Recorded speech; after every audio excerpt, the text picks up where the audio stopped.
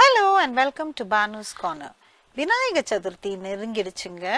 அதனால எங்க ஊரான நாகர்கோயில் மற்றும் கன்னியாகுமரியில பாரம்பரியமான ஸ்பெஷல் பலகாரமான முந்திரி கொத்து தான் செய்ய போறோம். 2-3 வாரம் கெடாம இருக்கும் இந்த பலகாரம் முழு பாசி பருப்பும் கருப்பட்டியாலும் செய்யறதுனால இது ஒரு ஹெல்த்தியான ஸ்நாக்னு சொல்லலாம். இந்த பலகாரத்துக்கு முந்திரி கொத்துன்னு ஏன் பேர் வந்ததுன்னு நிறைய பேருக்கு சந்தேகம் வரும். கன்னியாகுமரியில தமிழ் மற்றும் மலையாளம் கலாச்சாரமும் மொழியும் ரெண்டையும் பார்க்கலாம். மலையாளத்துல முந்திரினா திராட்சை, அதாவது கிரேப்ஸ்ன்னு அர்த்தம். அதே மாதிரி தென் தமிழ்நாட்டுல பேச்சு தமிழ் வழக்குல முந்திரி பழம்னா திராட்சைய குறிக்கும். இந்த பலகாரம் திராட்சை கொத்து மாதிரி இருக்கிறதுனால இந்த பேர் வந்ததுன்னு கேள்வி. செய்ய சுலபமா இருந்தாலும் சில முக்கியமான குறிப்புகளை சரியா பின்பற்றி வந்தாதான் வெளியே கிறிஸ்பாவும் உள்ள மிருதுவாவும் மாய்ஸ்டாவும் சுவையா இந்த பலகாரம் வரும். வாங்க இந்த முந்திரி கொத்தை எப்படி செய்யலான்னு பார்க்கலாம். அதுக்கு முன்னாடி நீங்க இந்த சேனலுக்கு புதுசுனா இந்த வீடியோவை லைக் பண்ணுங்க, ஷேர் பண்ணுங்க, பானுஸ் கார்னருக்கு சப்ஸ்கிரைப் பண்ணி கீழே உள்ள பெல் ஐக்கானை பிரஸ் பண்ணுங்க. தேவையான பொருட்களும் அளவும் கீழே டிஸ்கிரிப்ஷன் பாக்ஸ்ல கொடுத்துருக்கேன், பார்த்துக்கோங்க. தேவையான பொருட்கள்: முழு பச்சை பயிறு அதை எடுத்துக்கோங்க, அது இல்லைன்னா நீங்கள் உடைச்சது கூட எடுத்துக்கலாம். கருப்பட்டி டைட்டாக பேக் பண்ணது, அது இல்லைன்னா வெல்லம் எடுத்துக்கலாம். தேங்காய் அதுவும் டைட்டாக பேக் பண்ணி எடுத்துக்கோங்க. கருப்பு எள்ளு, அது இல்லைன்னா வெள்ளை எள்ளு எடுத்துக்கலாம். ஏலக்காய், சுக்கு, நெய், பொரிக்கிறதுக்கு எண்ணெய். மேல் மாவுக்கு கடையில் வாங்கின அரிசி மாவு தான் நான் பயன்படுத்தியிருக்கேன். இதோட உப்பு, மஞ்சத்தூள், தண்ணி. இந்த பலகாரத்துக்கு கருப்பட்டி தான் பொதுவாக நாகர்கோயிலில் உபயோகப்படுத்துவாங்க. கருப்பட்டி சுலபமாக கரைய ஒரு 1/2 கப்பு சூடான தண்ணியை கருப்பட்டி மேலே ஊற்றி வச்சிடுங்க. தேங்காய் துருவல் ஒரே அளவா இல்லாமல் சிறிய பெரிய துருவலாக இருந்தால் மிக்சியில் ஒரு சுற்றி எடுங்க. அப்போ தான் தேங்காய் துருவலை வறுக்கும் போது ஒரே சீராக எல்லா துருவலும் வறுபடும்.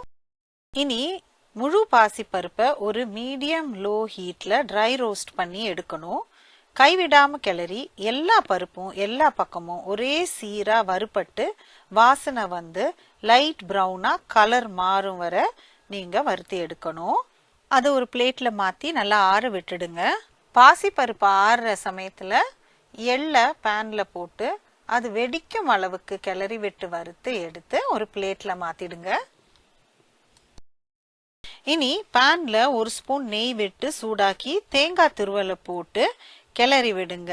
தேங்காயோட ஈரப்பதம் போய் வாசனை வந்ததும் நம்ம எடுத்துடலாம். நம்ம தேங்காவை சிவக்க வறுக்கணும்னு தேவையில்லை. இப்போ ஆறின பாசி பருப்பை மிக்சி ஜார்ல போட்டு நைஸா அரைக்காம ஒரு ரவை பருவத்துக்கு பொடிச்சு எடுங்க. முழு ஏலக்காய் யூஸ் பண்றவங்க அதை பருப்போட சேர்த்து பொடிச்சுக்கலாம். அரைப்பட்ட பாசி பருப்பு இந்த மாதிரி தான் இருக்கணும், ரொம்ப நைஸா இருக்கக்கூடாது. இதை ரவை ஜல்லடையில போட்டு சலிச்சு எடுக்கணும்.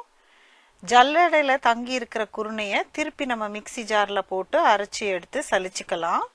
இந்த பருப்பு பொடி குருணையோட 1-2 இருந்துச்சுன்னா சாப்பிடும்போது வாயில தென்படும். அதனால இப்படி சலிச்சு எடுத்தா பலகாரம் நல்லா இருக்கும்.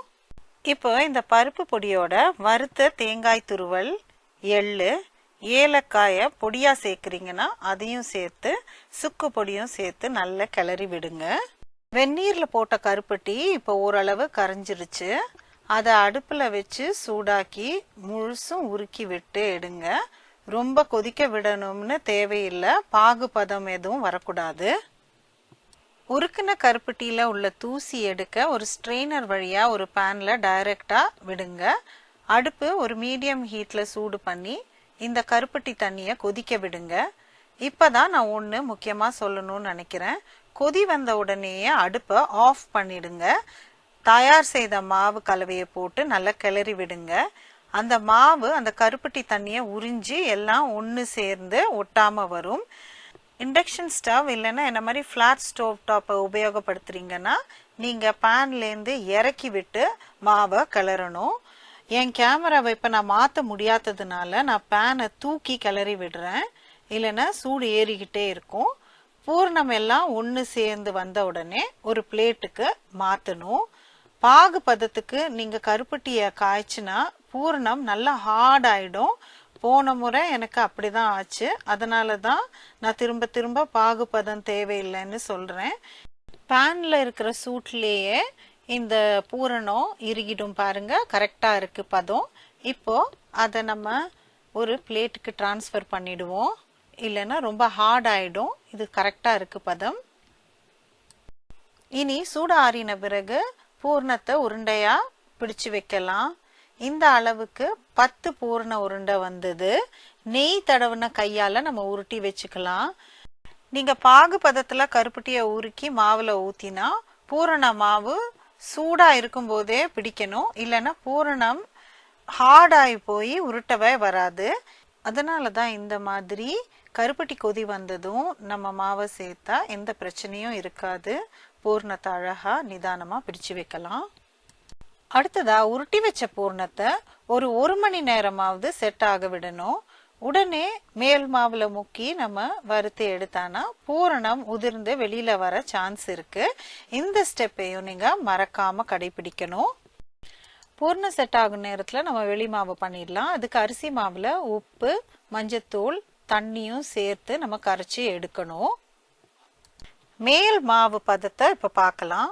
மாவுல விரலை விட்டா விரல் தெரியாதபடி கோட்டிங் இருக்கணும். இந்த அளவுக்கு மேல் மாவு மேல ஒட்டி இருக்கணும். கிட்டத்தட்ட சுழியமோட அதே கன்சிஸ்டன்சி தான் இருக்கணும். 1 மணி நேரம் பூர்ணம் செட் ஆன பிறகு எண்ணெயை மீடியம் ஹீட்டுக்கு சூடு பண்ணி ஒவ்வொரு பூர்ணமா எடுத்து மாவுல முக்கி எண்ணெயில போடலாம்.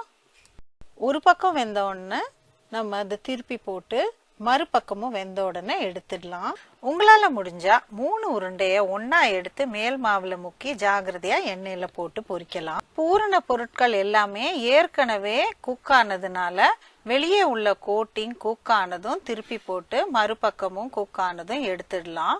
கூடி போனா ஒவ்வொரு பக்கமும் 1-2 நிமிஷம் தான் ஆகும் வேகறதுக்கு. என்ன ஃப்ரெண்ட்ஸ், உங்களுக்கு இந்த கன்னியாகுமரி நாகர்கோயில் ஸ்பெஷலான முந்திரி கொத்து பிடிச்சிருக்கும்னு நினைக்கிறேன்.